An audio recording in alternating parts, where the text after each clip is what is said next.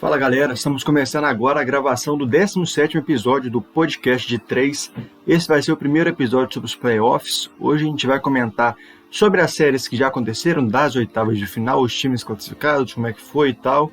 E vamos falar também sobre a série que começa nesta quarta-feira, são as quartas de finais. São 4 confrontos que a gente vai detalhar tudo para vocês aqui. E para fazer isso eu tenho como sempre a companhia dele, o Igor Mairink, o nosso conhecido Igão. Igão, se apresenta aí, vai lá. Fala galera, boa noite para vocês que estão acompanhando ao vivo, para o pessoal das outras plataformas gravadas aí, um bom dia, uma boa tarde também.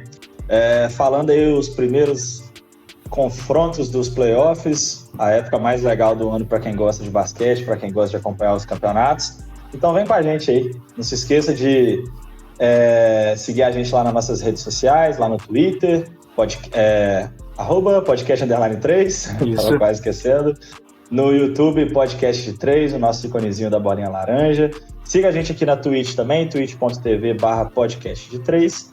E Instagram, @podcast de 3, tudo junto. Não deixa acompanhar a gente lá não. Então vamos pra cima, mais um episódio. E além dele, também temos aqui o famosinho do Twitter, o Guilherme Alves. Se apresenta aí, Guilherme, vai lá. Não mais famosinho, nem tô postando coisa no Twitter esse dia de tanto trabalho que eu tô tendo, pô. Então não pode ser mais famosinho. Porque agora quer ser famosinho fora. Oi? Quer ser famosinho fora do Twitter agora. Não, jamais. Mas enfim, uma boa noite pra você que tá acompanhando a gente aqui pela Twitch, pra você que tá vendo em algum horário do seu dia no Spotify, YouTube ou qualquer plataforma gravada que você esteja acompanhando a gente. Um ótimo dia, tarde ou noite pra você também.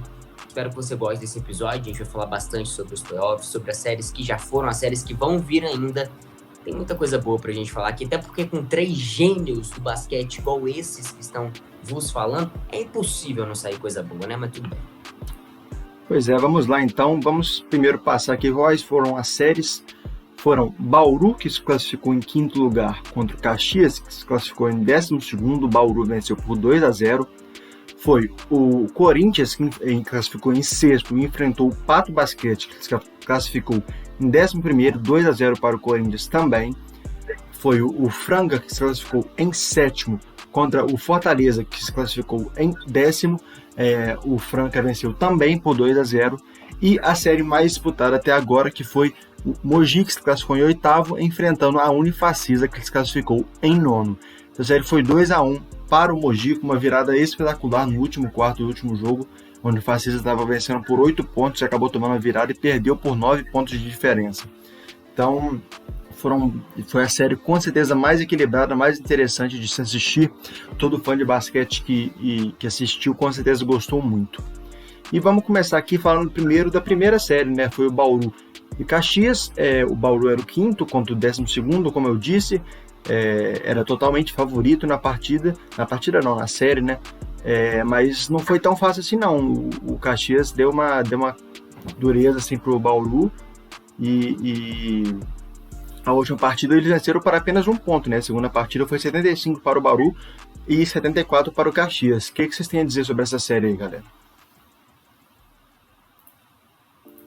Exatamente o que você falou. A gente esperava... tô indo já, Gui, né? Te perguntei.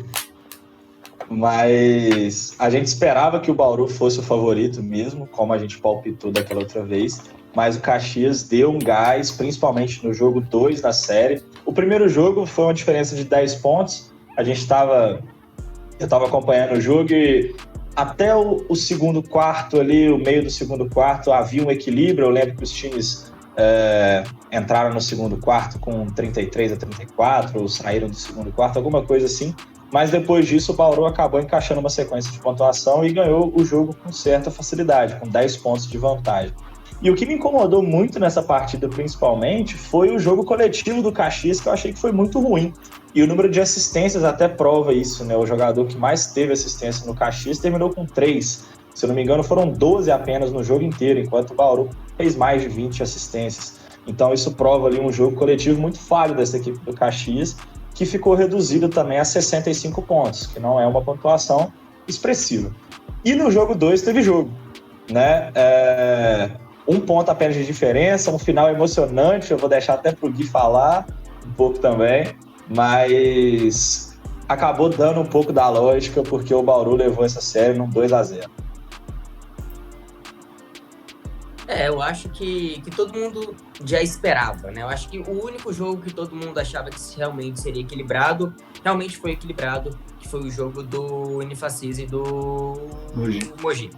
Então, assim, o resto, todo mundo sabia que tinha uma certa vantagem para os outros times. E nesse aqui, pelo menos no primeiro jogo, nem no primeiro jogo, como você até disse, Igão, que foi um jogo que teve uma diferença de pontos maior, foram 10 pontos. Nem no primeiro jogo eu senti tanta confiança assim no Bauru. Querendo ou não, 10 pontos no basquete não é nada. Você tira em 2 palitos. E o Bauru venceu por causa da sua consistência defensiva, que foi um pouco melhor. Já no segundo jogo, como você disse, teve jogo, o jogo foi disputado até o final. Inclusive, nesse jogo, o Caxias, chegou a liderar a partida por mais tempo, inclusive, do que o Bauru. O Bauru realmente chegou a tomar as rédeas finais da partida ali, faltando uns 4, 5 minutos para terminar o jogo, 6, enfim, nessa faixa etária. Durante todo o resto do jogo, praticamente, o Caxias liderou a partida e liderava bem. Chegou a abrir, se eu não me engano, 10, 12 pontos de vantagem. E no final do jogo, infelizmente, não resistiu. Faltou aí qualidade, faltou experiência, faltou muita coisa que sobrou pro Bauru nessa reta final do jogo. Faltou, acho que, maldade. É a palavra que talvez mais se encaixa nisso aqui. Porque se você tem 10 pontos de vantagem, precisando vencer uma série, você não pode apavorar. E a sensação que eu tive no final desse jogo foi realmente que a equipe do Caxias se apavorou. Não sabia mais o que fazer. Tanto que perdeu, foi equilibrado, foi por um ponto, por uma bola, por um arremesso, mas mesmo assim, no final das contas, o que conta é quem classificou, e classificou quem teoricamente era o melhor time, mas que não convenceu da maneira que deveria ter convencido. E isso pode ser preocupante lá na frente.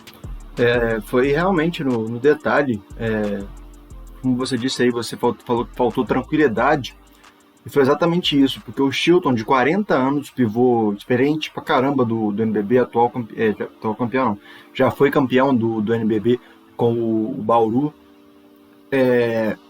ele teve, faltando 0,2 segundos do último quarto, a partida dava 75-73 para o Bauru. Ele teve 2 lances livres para poder empatar a partida e levar para a prorrogação, e ele converteu o primeiro, mas acabou errando o segundo. Então, muita experiência, mas faltou tranquilidade na hora de converter um arremesso fácil, que é um lance livre, né? E, se eu não me engano, acho que é o Eduardo Agra, que ele fala muito durante as transições, ou o Zé Boquinha, agora estou em dúvida, que tem que treinar lance livre depois de todos os jogos, porque lance livre ganha jogo. E dessa vez aí realmente faltou o lance livre para poder empatar a partida, né? Que poderia ser vencida depois. Mas é isso, faltou tranquilidade para a equipe, experiência não faltou, porque ele tinha jogadores experientes. Mas tem que ser tranquilo, tem que saber o momento de acertar. Tinha uma vantagem de 10 pontos, perdeu a vantagem, tinha um lance livre para empatar o jogo, não conseguiu converter. Então, uma derrota bem frustrante para o Caxias, mas não é de se jogar fora a série que eles fizeram. Afinal, eles classificaram em 12º na temporada e conseguiram dar trabalho para um dos favoritos à competição que a gente tinha colocado no início da temporada, que é o Bauru. Eles conseguiram fazer frente ao 5º colocado da NBB, então não é algo para se jogar fora, mas tem que trabalhar o psicológico, tem que trabalhar a tranquilidade, porque foi o que faltou e foi o que acabou decidindo a série a favor do Bauru, né?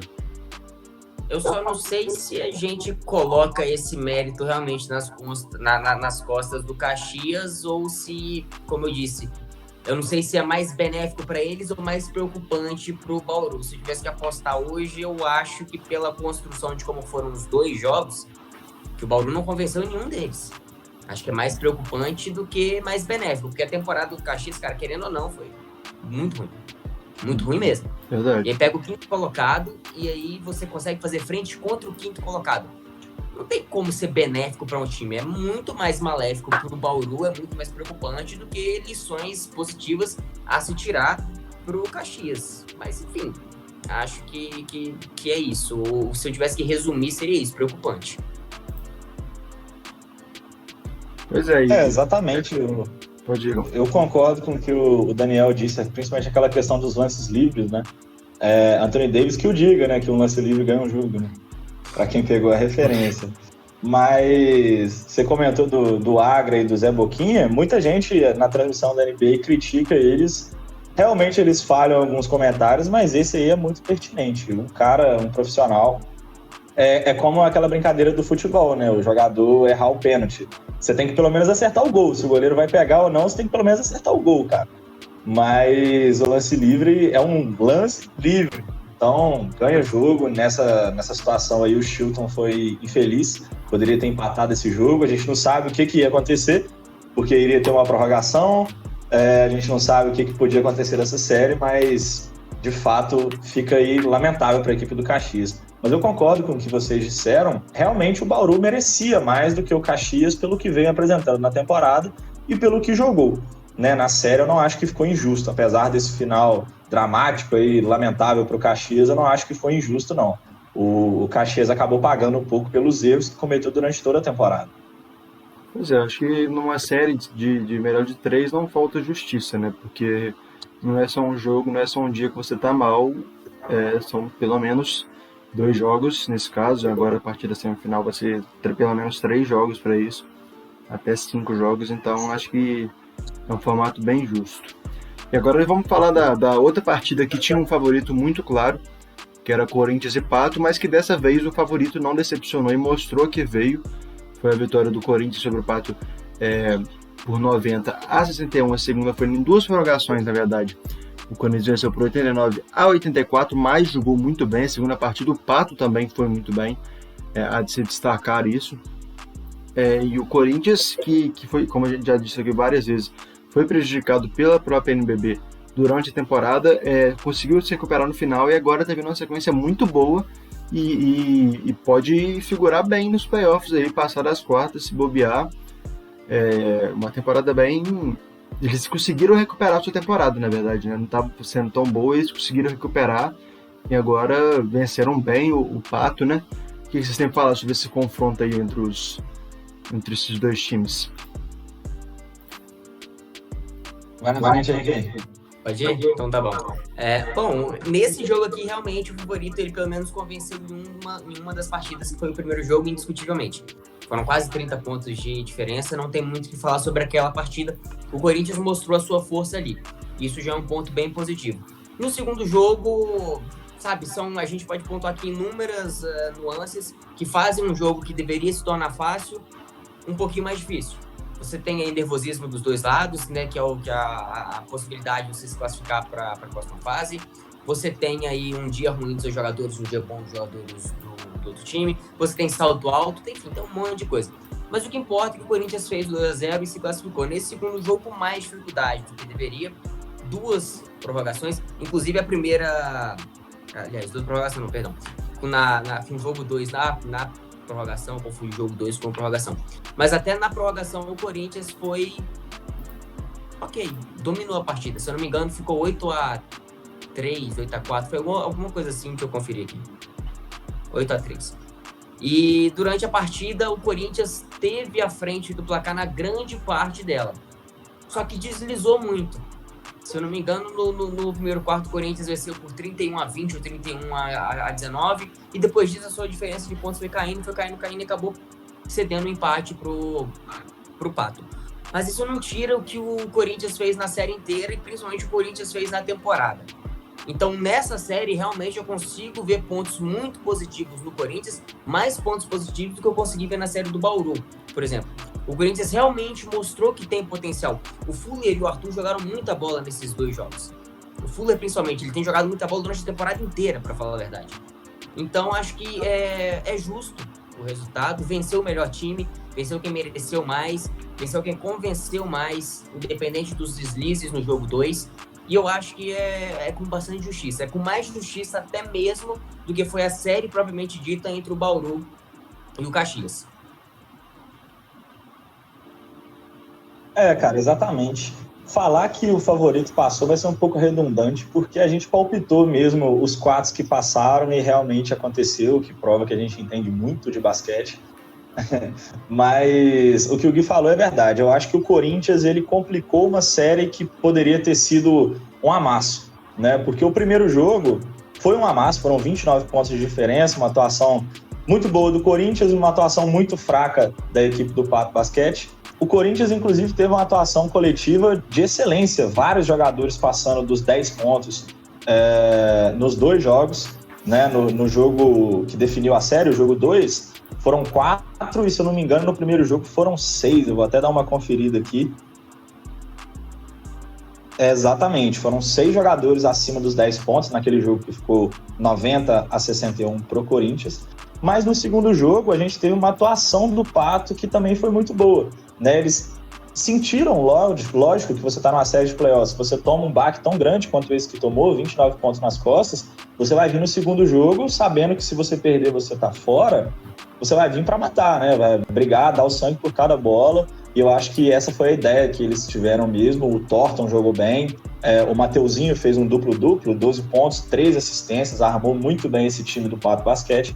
Mas no final, o Corinthians também foi merecedor. É um time que foi muito prejudicado ao longo da temporada, o time que foi mais prejudicado de longe por conta do Covid e por conta da atitude da própria NBB ou da organização da liga. Enfim, a gente não sabe também se é a própria NBB que toma essas decisões, né? Acredito que seja. Mas, enfim, o Corinthians é um time que merece estar ali. O Fuller e o Arthur, como o Guilherme disse, jogaram muito bem. E o time vem completo. Também tem o GG, tem outras pessoas ali que já são calejadas nesse basquete nacional, nesse NBB. E o Corinthians, ele vem forte. Eu falei em alguns episódios para trás que o Corinthians não acho que vai ser um dos favoritos a ganhar, mas vai ser o time que vai fazer um barulho diferente do que a gente está esperando nesses playoffs. E eu acho que isso vai acabar acontecendo mesmo. Eles vão pegar, né, já dando spoiler do final do episódio, vai pegar um clássico contra o São Paulo agora, e eu estou bastante curioso para ver o que vai acontecer depois desse 2-0 nessa série. Com certeza o time se enche de moral, se enche de confiança e vai vir com tudo para cima do São Paulo. E vale lembrar também que o Corinthians é uma das únicas equipes que venceu o Flamengo na temporada, né? O Corinthians e o São Paulo são as duas únicas equipes que venceram o Flamengo. E isso mostra muito, porque o Flamengo teve a melhor campanha da história do NBB, com 28 vitórias e apenas 2 derrotas. E essa equipe do Corinthians dominou o Flamengo, não só venceu, mas dominou quando jogaram juntos. A segunda partida acabaram perdendo, mas a primeira eles dominaram. Então, assim, eles sabem jogar jogo grande, eles são uma boa equipe. E se der mole com eles, eles vão te dominar, cara. Pode acontecer uma partida ruim, como aconteceu essa segunda contra o Pato, mas também pode acontecer uma partida muito boa, como essa que foi contra o Flamengo, que eles dominaram. Começaram contra se não me engano, eles venceram o Minas também. Então, são jogos que a equipe do Corinthians sabe jogar e que vai mostrar todo esse potencial agora nas quartas de final, como contra o São Paulo, como bem disse o Igão. Vamos falar da próxima partida aqui. Vamos falar agora de Fortaleza e Franca. Franca e Fortaleza, né? Vamos respeitar o Franca aí que tem lá na frente.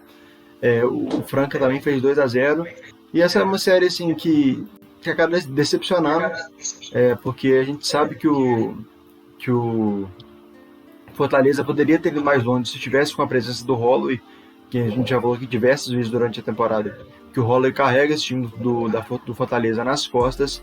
E infelizmente ele não participou dos playoffs, ele está lesionado, então sejamos sinceros, o Fortaleza não deu nem para gastar a sola de sapato no Franca, né? O Franca dominou as 2 partidas, venceu muito bem, foram mais de 18 pontos de vantagem nas 2 partidas, foi 82-64 e na outra foi 82-58, então assim, foi uma série assim, bem, não fraca, mas não foi competitiva, não foi nada emocionante. Foi assim, mais do mesmo que aconteceu, né? Vocês têm o que para dizer sobre essa série? Eu acho que não foi justa com a equipe do Fortaleza por estar sem seu principal jogador, né? Lógico que isso não tem nada a ver com a equipe do Franca, eles não têm culpa disso. Mas o fato do Holloway, que é um dos favoritos também, era pelo menos, né, a ser o MVP da temporada, um dos melhores jogadores que a gente está tendo na nossa liga hoje, mais de 20 pontos por jogo durante a temporada regular, e para os playoffs, no momento mais importante, ele se lesiona e infelizmente não consegue jogar. Eu acho que essa era a mais previsível de todas, nem tem muito o que falar, né? O destaque que a gente pode dar é para o André Góes, um jogador veterano, muito acostumado com decisões, e ele levou o time bem nesses playoffs. O Lucas Dias, no primeiro jogo, ele ficou bem apagadinho, bem discreto, com apenas 4 pontos, mas no segundo jogo ele deu uma acordada para a vida e também conseguiu jogar bem. E eu acho que o Franca levou merecidamente também essa série. O Franca É uma equipe que oscilou muito durante a temporada, tiveram muitas dificuldades em vários momentos, não classificaram na melhor das colocações, mas é um time de tradição, é um time bom, é um time que tem um dos melhores jogadores da liga também, que é o Lucas Dias, pelo menos o melhor pontuador, estatisticamente falando. E é um time que não acho que vai brigar por aquele título ali, mas também vai vir quente para uma série de quartas de finais agora. Eu concordo. E até para só completar essa fala de vocês dois, porque sobre esse jogo não tem muito o que falar, além da decepção do Fortaleza não ter tido seu melhor jogador e o Franca ter jogado muito bem. É que se a gente comentou que na série passada os jogadores do Corinthians tiveram uma boa rodagem, a atuação coletiva foi muito boa, nesse caso é a mesma coisa, principalmente no jogo 2 do Franca contra o Fortaleza, porque o Franca utilizou 10 jogadores. 8 desses jogadores tiveram pelo menos 7 pontos. É muita coisa, cara. Você tem aí, o que mais pontuou foi o Lucas Dias, que tem números absurdos de pontuação na temporada, e mesmo assim foram 17 pontos. É bem abaixo da média dele, e mesmo assim foi o bastante, porque o elenco jogou muito bem, o time jogou muito bem. O Lucas Dias, ele teve, olha só, no segundo jogo, o Lucas Dias teve 17, o Smith teve 12, o André Góes teve 10, o Elinho teve 10, o Fusaro teve 9, o Gabriel teve 9, o Uber 8 e o Márcio 7. São 8 jogadores com pelo menos 7 pontos e jogando bons minutos em quadra.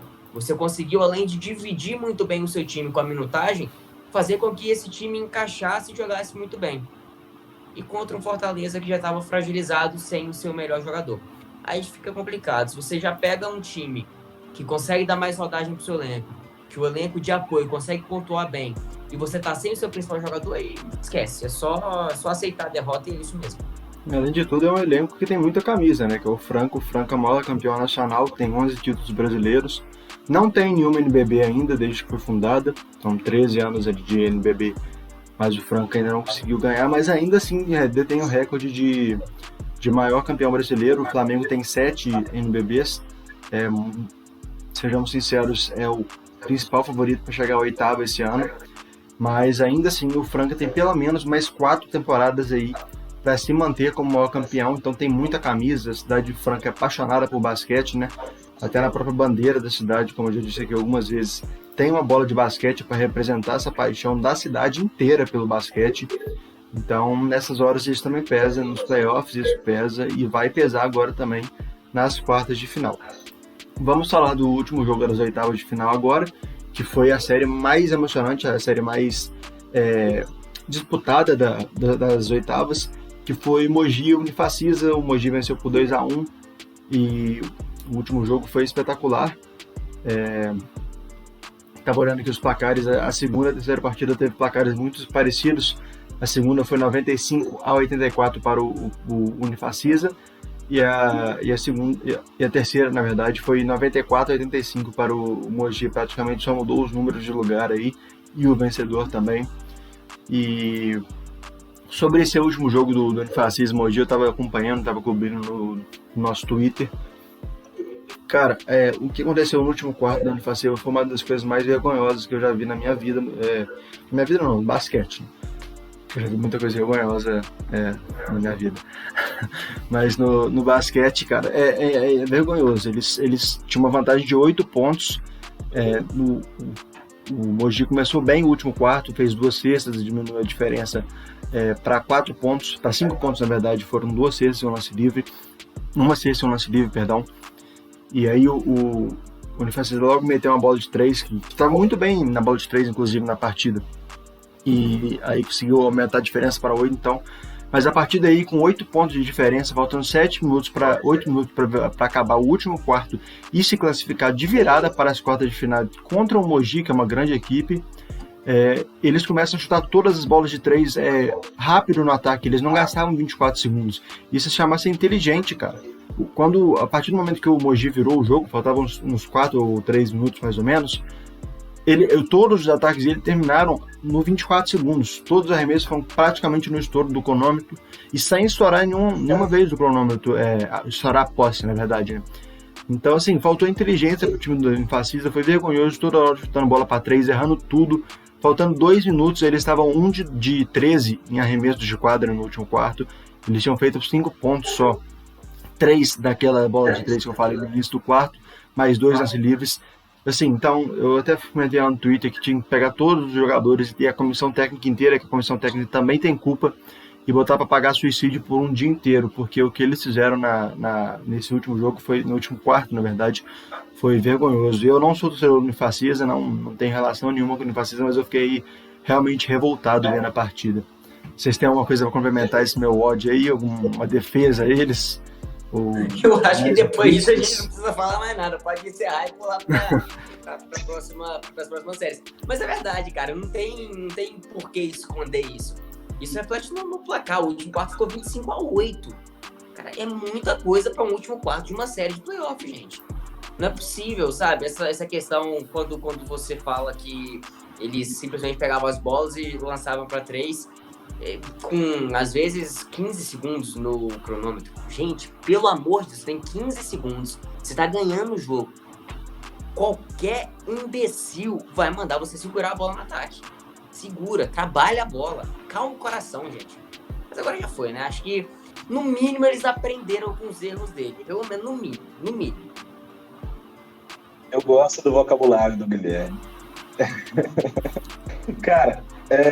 eu acho que o Mogi ele ganhou um presentão passando nessa série, porque agora ele vai enfrentar o Flamengo, que é o nosso favorito aí. Tipo, não é, como eu posso dizer, ignorância da parte de ninguém dizer que o Flamengo é o favorito nessa temporada. A gente teve o Flamengo e o Minas como os grandes destaques de toda a temporada.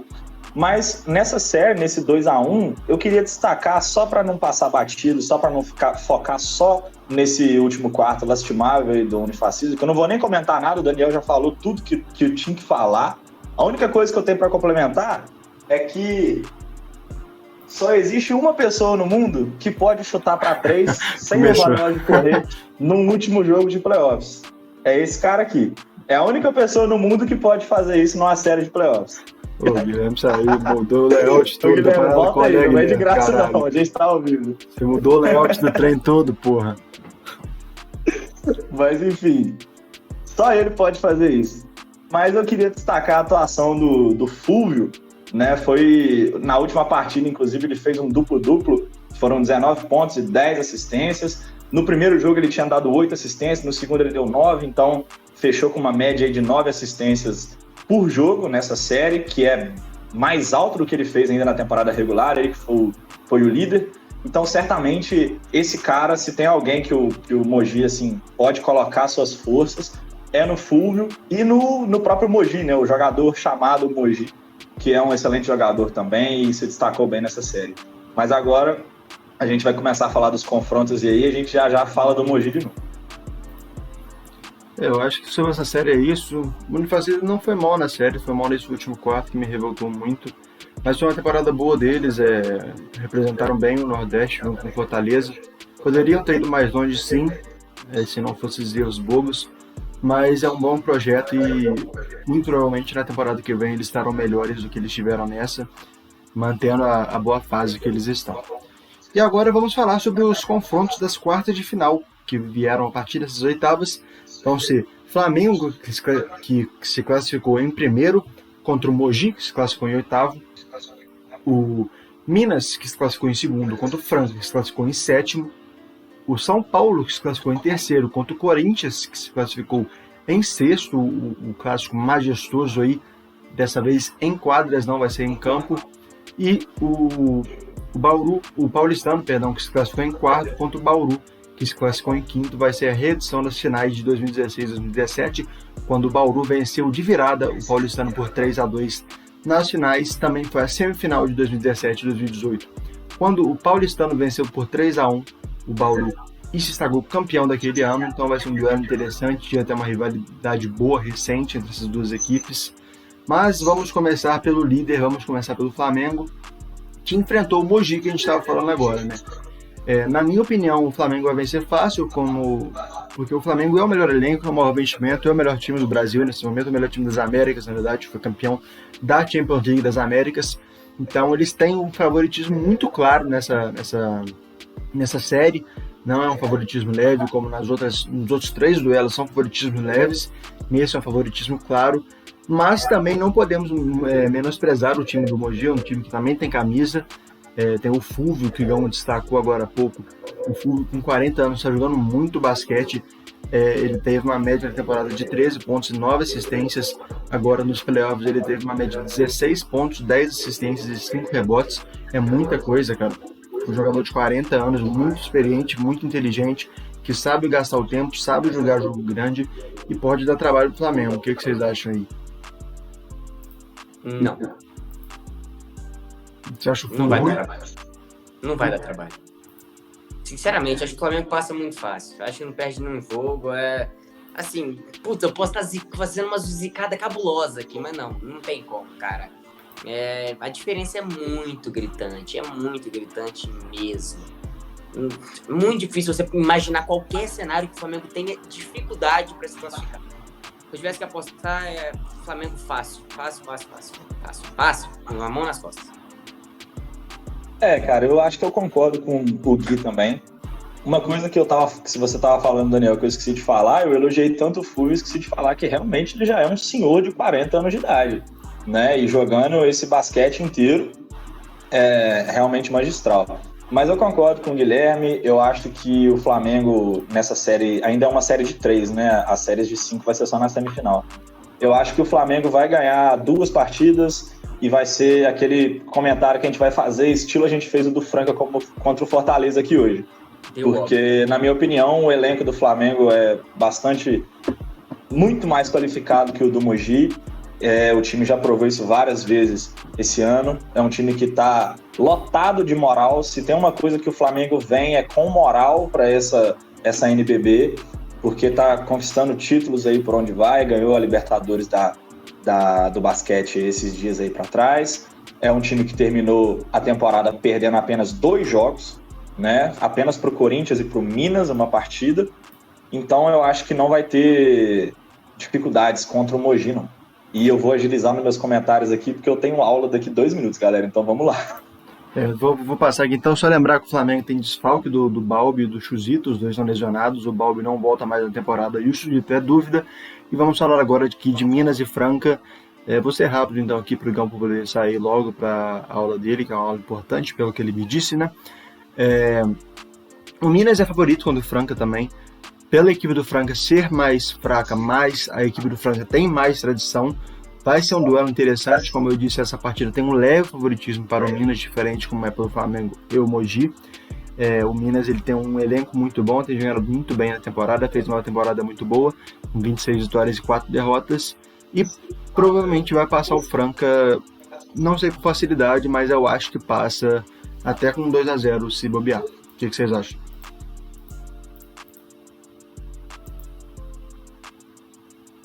Cara, o Franca... Vamos ver o que você vai falar agora, Igão.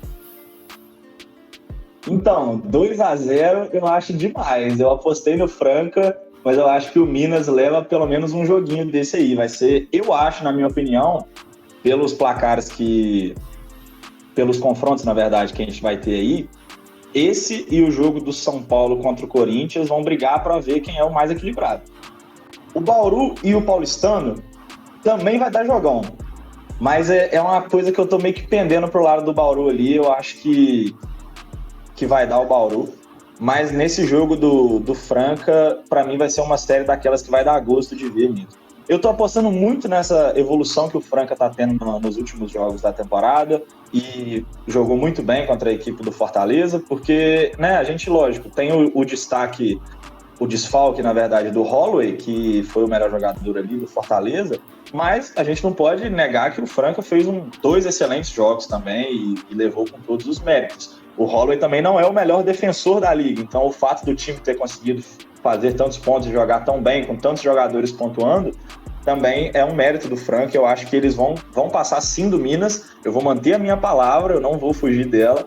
E eu aposto num 2-1, porque essa equipe do Minas também é muito qualificada, a gente tem que respeitar o nosso estado, dar uma moral para ele também. Mas eu acho que vai dar 2-1 Franca nessa aí. E só um comentário, Daniel. Todas as aulas são importantes, tá? Não só essa. Bom, mas enfim, eu apostei no Minas, vou manter minha aposta no Minas, mas tem que ficar de olho, eu acho que o Minas passa com 2-1, 2-0 eu acho demais também. Por quê? Porque o Franca, ele vem numa ascendente, numa clara evolução, como o Igão disse aqui, e o Minas talvez venha um pouquinho baqueado pelo desempenho que teve na Libertadores. Pode ser que surta algum efeito aqui nessa série de playoffs, mas eu vou manter minha aposta no Minas, 2-1 Minas, mas se der bobeira, meu querido, vai pra casa mais cedo. Bom, eu vou mostrar pra vocês como eu sei muito mais de basquete que vocês dois juntos.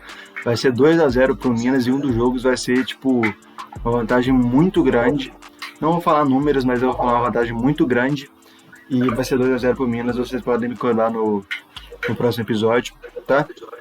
E sim, no próximo episódio, que já vai ter fechado 2-0, não vai ser 3 jogos, tá? Tô cravando aqui, vocês podem até tentar debater, mas vocês não vão conseguir, porque eu estou certo, vocês estão errados.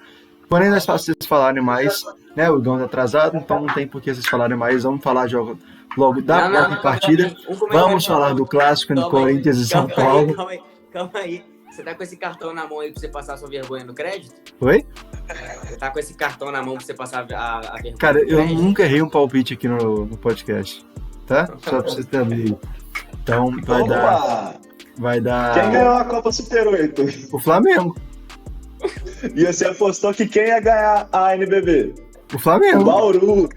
O Flamengo, rapaz. Pode voltar lá. Ó, eu confio no meu Pode taco. voltar lá, justamente. Eu confio no meu taco.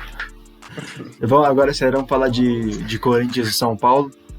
Como o Igão disse, vai ser um dos jogos mais equilibrados. Eu discordo, Igão, de novo. Eu acho que Bauru e Paulistano vai ser mais equilibrados, mas vai ser equilibrado por baixo. Diferente desses dois jogos agora, na verdade, do São Paulo e Corinthians, eu acho que esse aí vai ser nivelado por cima e o do Bauru e Paulistano por baixo. Eu acho que o São Paulo é favorito, mas como eu disse nos comentários sobre as oitavas de final, não pode dar na mole perto do Corinthians, porque o Corinthians é uma equipe que sabe jogar jogo grande, que já venceu a equipe do Flamengo, como eu disse já. Acho que não tem muito mais o que falar, acho que vai ser um jogo bom que tem que assistir. Todo mundo que tá ouvindo a gente assista esse jogo, vai ser um jogo muito bom. Clássico sempre é bom no futebol, no basquete. Nos playoffs é melhor ainda, então eu acho que vai ser bastante equilibrado essa partida aí. Eu acho que o São Paulo também é favorito, mas a regularidade o que o São Paulo e o seu banco podem demonstrar me preocupa. Que já mostrou que não é bom o suficiente. O do Corinthians provou exatamente o contrário nessa série. Acho que o São Paulo tem um leve favoritismo, mas que se o seu banco não entrar no jogo, esse favoritismo vai por água abaixo na primeira partida. E aí a gente pode ter uma inversão de papéis e o Corinthians se tornar favorito. Isso pode acontecer durante a série se o banco do São Paulo não entrar no jogo. Antes da bola subir, o São Paulo é favorito pelo que fez e pelo time que tem. Agora, pelo elenco, fico com um pezinho atrás. Mas se eu tivesse que apostar hoje, São Paulo passa. Eu concordo muito com o que o Guilherme disse e eu ainda acho que esse favoritismo do São Paulo tem nome, sobrenome e número de camisa, que é o Jorginho, né? A principal cartada que esse time tem. Para mim é o MVP da liga, é o cara que desempenhou o melhor basquete ao longo da temporada. Realmente é muito bom ver um cara no nível dele jogando aqui no Brasil, né? A gente está acostumado aí com as estrelas da NBA, mas o Jorginho realmente desempenha um basquete, uma inteligência de jogo. Não é aquele cara que faz 40 pontos todo jogo, que se destaca por jogadas plásticas e tudo mais, mas é um cara extremamente participativo em todos os fundamentos do basquete. E para quem gosta mesmo, eu acho que isso é o legal de ver, né? O cara que não ganha jogo, mas ele domina o jogo. Isso para mim é muito interessante. Mas eu não vou pipocar. Para mim o São Paulo passa. Mas eu acho que é muito difícil palpitar. Eu tô realmente palpitando. Não é uma parada... me perdi todo. Tipo assim, é muito difícil apostar nesse jogo. Eu tô dando um palpite. Isso que eu quis dizer. Eu acho que vai dar São Paulo. Eu acredito que deu São Paulo. Mas, tipo assim, é muito arriscado porque o Corinthians vem muito bem. É um time que se encheu de moral nessa série que eles fizeram nas oitavas de final. Então, para mim, vai ser muito difícil. Eu acho que vai a 3 jogos. O São Paulo não vai ganhar os 2 jogos. Eu acho que ele chega a perder um jogo pro Corinthians. O comentário que o Guilherme falou, o argumento dele, para mim, é perfeito. Se tem uma coisa que pode sabotar o São Paulo é justamente o fato deles ter 5 jogadores e outros 10 ajudantes, né? Então é difícil você confiar no banco do São Paulo. Vai ser aquele jogo que vai ter jogador jogando 40 minutos, 38 minutos, porque realmente o time do São Paulo é aqueles 5 caras ali e tá muito difícil fugir disso, né? O Corinthians eu acredito que vai dar um trabalho muito grande, mas no final das contas, redundantemente falando, vai dar São Paulo. Pois é, agora vamos falar do último confronto aqui para dar uma acelerada. Vamos falar de Paulistano e Bauru. Eu acho que vai ser o confronto mais equilibrado da série, como eu disse, mas vai ser nivelado por baixo. A equipe do Paulistano joga bem, mas eles defendem bem, na verdade, né? Eles não atacam bem, eles têm um dos piores ataques da competição com 76 pontos por jogo apenas, mas tem a segunda melhor defesa, ficam atrás apenas da equipe do Flamengo. Eles só têm 71 pontos por jogo, em média, e isso é bem pouco, na verdade. E eu sei que os amigos aí acham que o Bauru vai passar, mas dessa vez eu aposto no Paulistano também. Eu acho que o Paulistano vai conseguir a vitória, vai conseguir passar nessas séries aí. O Bauru é mais time, é mais elenco, mas o Paulistano tem jogado um basquete melhor, mais consistente, na verdade, que é muito importante numa série. O que vocês acham? Eu já vi o Guilherme fazendo um sinal ali de que ele virou a folha, né? Eu acho que deu a entender que ele tá com o Paulistano nessa aí. Então, só para ser diferente de vocês dois, dando uma de Daniel aqui para provar que eu sei muito mais de basquete do que os dois juntos, eu acho que vai dar Bauru, a estrela do Alex Borges vai brilhar e o nosso dragão verde, o Bauruzão da massa, vai passar. Mas vai ser um jogo bom, vai ser um jogo muito equilibrado. Essa equipe do Paulistano surpreendeu a todos nós positivamente. É uma equipe que eu elogio desde o primeiro episódio lá, porque merece, né? Merece esse 4º lugar na competição, merece ter classificado diretamente para as quartas de final. Jogou muito, né? Jogou muito mais do que o Bauru durante a temporada, inclusive. Mas eu acho que essa equipe do Bauru tem gás, tem time, tem camisa e tem bons jogadores que podem decidir essa série. Para mim, pode ser que aconteça com o Paulistano o que aconteceu justamente com a Unifacisa, se a gente for fazer uma comparação. Eu acho que o que pode quebrar o Paulistano é isso aí, justamente uma falta de experiência nesse quesito dos playoffs, por ser um time, né, que não era um dos favoritos para estar aqui, chegou meio que como um azarão. Mas se eles conseguirem passar por cima disso, aí já era. Aí vai levar do Bauru, vai levar de quem seja. Mas na minha opinião, eu acho que o Bauru passa. Não passa fácil, mas passa. Eu virei a folha, completamente. A atuação do Bauru me preocupou bastante, como eu já disse. E o Paulistano é um time que se defende muito bem. É um time que é muito sólido defensivamente durante a temporada inteira. E em alguns jogos demonstrou até mesmo que sabe atacar quando precisa atacar.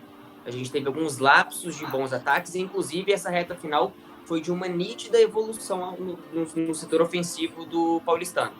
Foi pouca, mas já é uma evolução. E o time já tá aí há uma semana treinando. Enquanto o Bauru tava jogando, o Paulistano tava lá treinando.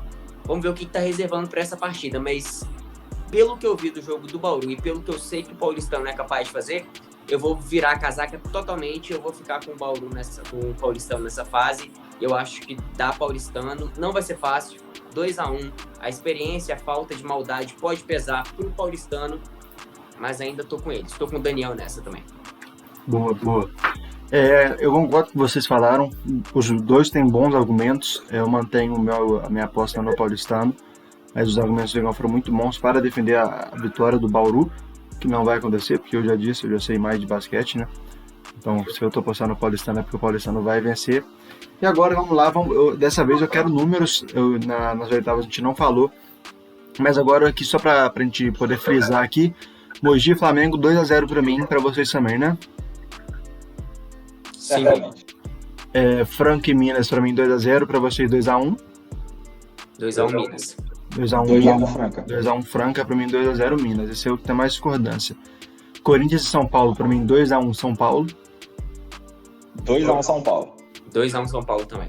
Perfeito. Bauru e Paulistano, pra mim 2-1 Paulistano. 2-0 Bauru. 2-0?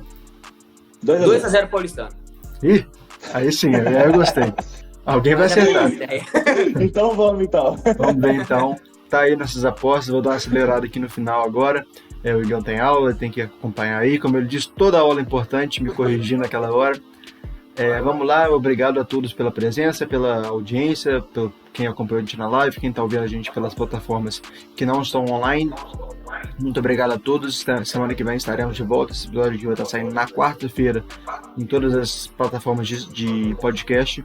Igão pode se despedir aí e Guilherme já embala depois dele. É isso aí, galera. O Daniel já disse bem. O episódio vai estar disponível para vocês em todos os lugares. Não se esqueçam de seguir a gente nas nossas redes sociais. Está aparecendo aqui embaixo na transmissão, em algum lugar da tela para vocês. Muito obrigado a quem escutou a gente até aqui. A minha mãe, que tá online aí, ela fez até alguns pitacos aqui no WhatsApp já até me cobrou que eu tô atrasado para aula. Mas enfim, não devia ter falado, né?